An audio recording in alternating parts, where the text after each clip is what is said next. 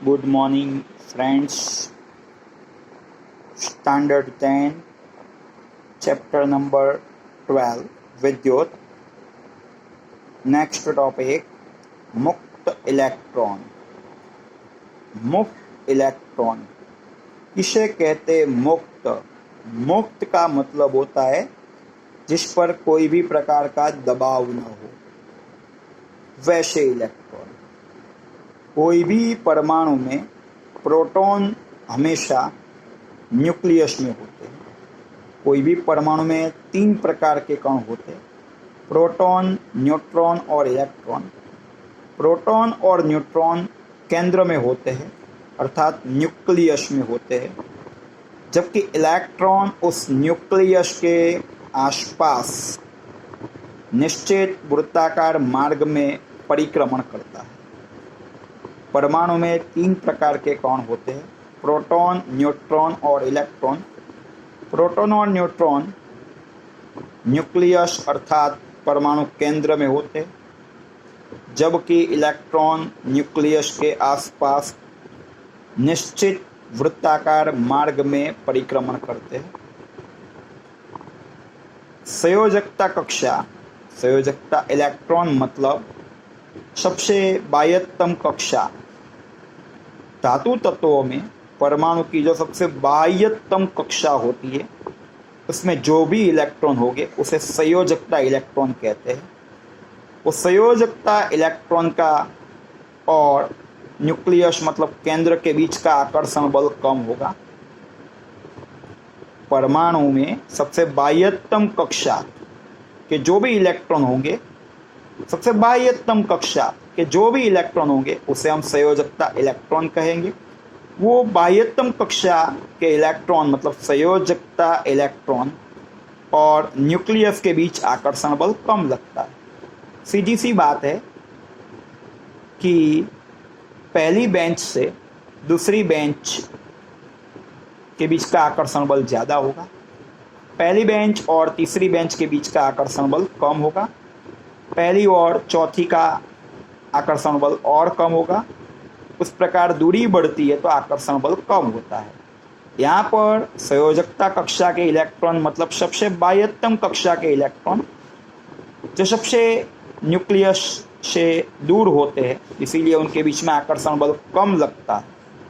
जब धातु की संरचना होती है उस समय जो संयोजकता इलेक्ट्रॉन मतलब सबसे बाह्यतम कक्षा में रहे हुए इलेक्ट्रॉन पितृ परमाणु से मुक्त होते हैं और धातु में अस्त व्यस्त रूप से घूमते रहते हैं. धातु के अंदर घूम सकते, धातु के बाहर नहीं जा सकते, क्योंकि धातु के बाहर जाने के लिए जो ऊर्जा की पूर्ति होनी चाहिए उतनी ऊर्जा उन मुक्त इलेक्ट्रॉन के पास होती नहीं है. विद्युत धारा के निर्माण के लिए ऐसे ही मुक्त इलेक्ट्रॉन की उपस्थिति जरूरी है. विद्युत धारा के निर्माण के लिए ऐसे ही मुक्त इलेक्ट्रॉन की गति जरूरी है. विद्युत के सुचालक पदार्थ, जिस पदार्थ में मुक्त इलेक्ट्रॉन की संख्या अधिक हो, जिस पदार्थ में मुक्त इलेक्ट्रॉन की संख्या अधिक हो, वैसे पदार्थों में विद्युत धारा का वहन सरलता से हो सकता है. वैसे भी हमने थोड़ी देर पहले देखा कि विद्युत धारा के वहन के लिए मुक्त इलेक्ट्रॉन होने जरूरी है. मुक्त इलेक्ट्रॉन होंगे तो ही मुक्त इलेक्ट्रॉन की गति होगी. इसलिए जिस पदार्थ में मुक्त इलेक्ट्रॉन की संख्या अधिक हो, वो पदार्थ में विद्युत धारा का वहन सरलता से हो सकता है और ऐसे पदार्थों को हम विद्युत के सुचालक पदार्थ कहते हैं. कॉपर मतलब तांबा, चांदी, एल्यूमिनियम इत्यादि धातुएं विद्युत के सुचालक पदार्थों में आती है. विद्युत के सुचालक मतलब उसमें विद्युत धारा सरलता से बहे. ठीक उसी प्रकार एक नई परिभाषा विद्युत के कुचालक पदार्थ, जिस पदार्थ में मुक्त इलेक्ट्रॉन अनुपस्थित हो तो सीधी सी बात है, मुक्त इलेक्ट्रॉन की गति होने वाली नहीं है। और विद्युत धारा के निर्माण के लिए जो मुक्त इलेक्ट्रॉन की गति चाहिए वो गति होगी नहीं, अर्थात विद्युत धारा का निर्माण होने वाला नहीं है। अर्थात जिस पदार्थ में मुक्त इलेक्ट्रॉन अनुपस्थित हो वह पदार्थ में विद्युत धारा का वहन होता नहीं है। ऐसे पदार्थ को हम विद्युत के कुचालक पदार्थ कहते हैं। उदाहरण के रूप में रबर, कांच, प्लास्टिक, चमड़ा। 100% शुद्ध पानी यह भी विद्युत का कुचालक पदार्थ है।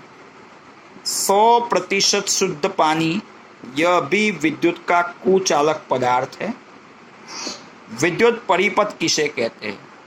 तो सुचालक तार और दूसरे विद्युत घटक द्वारा विद्युत धारा को बहने के लिए तैयार किया गया बंद मार्ग मतलब विद्युत परिपथ। सुचालक तार और विद्युत घटक द्वारा विद्युत धारा को बहने के लिए तैयार किया गया बंद मार्ग मतलब विद्युत परिपथ।